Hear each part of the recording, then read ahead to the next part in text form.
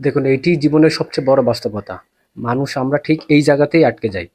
আমাদের যে জৈবিক চাহিদাগুলো আছে, যেমন আমাদের খাদ্য, বস্ত্র, চিকিৎসা, নিরাপত্তা, বিনোদন, এগুলোর জন্য আমাদের বেশি মেধা খাটানোর প্রয়োজন পড়ে না। ব্রেন সহজে এগুলা প্রসেস করতে পারে, কারণ এগুলা অধিকাংশই আমাদের শরীরের সাথে কানেক্টেড। তাই ব্রেন সহজে এগুলো প্রসেস করতে পারে। যেমন প্রতিদিন খাইতে হবে, এটা কিন্তু কোনো রুটিন নয়, এটি একটি অটোমেটিক প্রসেস। যখন আপনার ক্ষুধা লাগবে, তখন শরীর অটোমেটিক ব্রেনে সিগন্যাল পাঠায় যে ক্ষুধা লেগেছে, খাইতে হবে। তখন ব্রেনও সেটি সহজে গ্রহণ করে ফেলে। আর ব্রেনের জন্য এটি খুবই সহজ। ব্রেন এটার জন্য অতিরিক্ত শক্তি খরচ করে না।